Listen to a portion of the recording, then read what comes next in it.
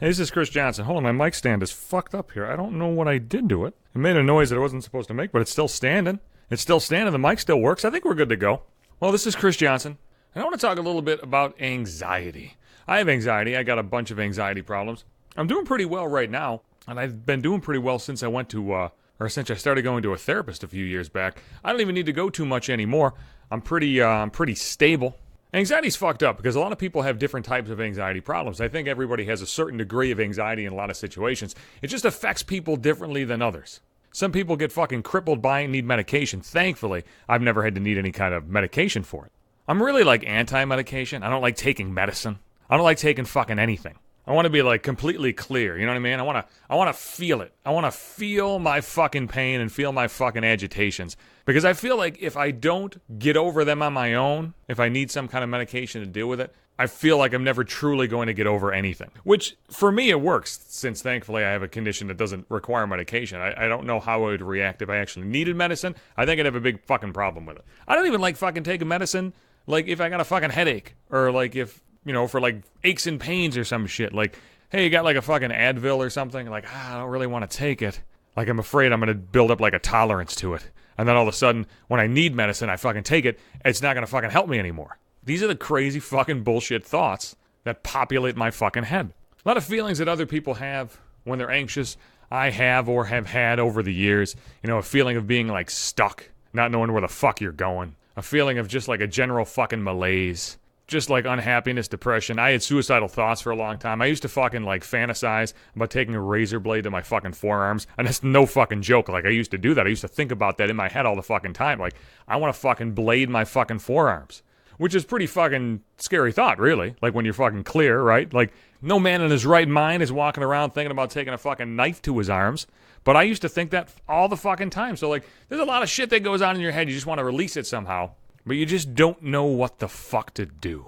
I create scenarios in my head, like, let's just say you like somebody, like, what if I said something to her? But what if she said this? But what if I started doing this and then she did this? But what if down the line she does this and I go over here and she does this? Like, I create, like, these whole fucking stories in my fucking head of what my one action could potentially lead to.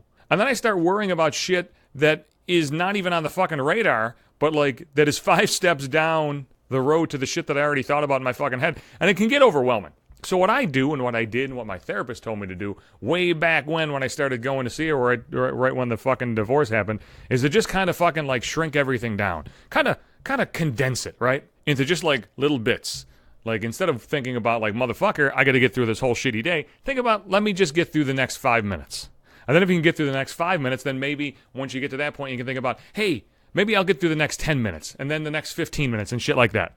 Just taking things in small chunks. And for me, it works.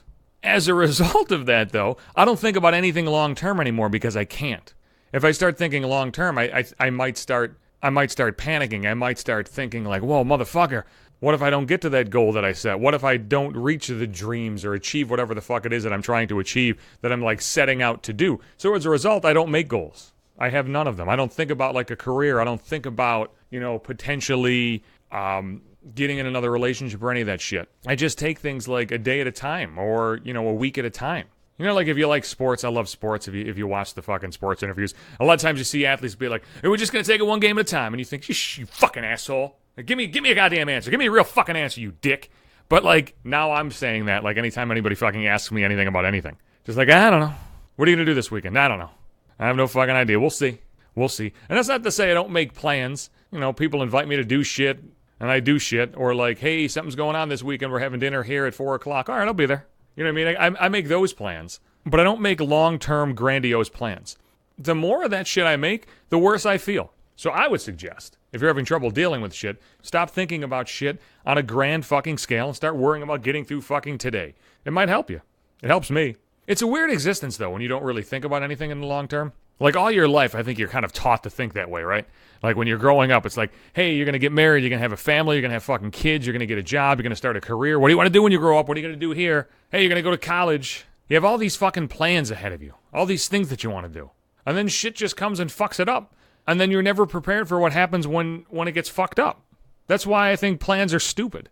Like, you can have a dream or a fucking goal and work to achieve something, that's fine. But I think if you get too worked up and too wrapped up in that bullshit, then you're never really going to fucking live. You're never going to experience what the fuck is right in front of your face. Anytime I made plans, I felt stuck. It's always like, what the fuck am I doing here? Where the fuck am I going? I think those things anyway. I don't need to add pressure onto my fucking day by adding those thoughts together. It's just gonna make me upset. I don't like being upset. I guess there's no real right answer to fucking deal with it. But this is just how I deal with it. Because I try talking to people, but I can't really talk to people. I don't really want to talk to people. I like talking to people, and I talk to people about a lot of things, but I don't really like talking to people about my fucking problems, because I don't know who the fuck I can trust. And if I can trust you today, can I trust you tomorrow? Can I really? Well, I'll be back. Sundays and Wednesdays, that's when you get your new fucking episodes. And I'm on Podbean. You can download the app. You can go to the website. Every episode is there. Or, you can follow on Apple Podcasts or Google Play, all that shit. I'm on Twitter at Johnson Hates You. Instagram as well. You can follow me there at maybe 5 minutes.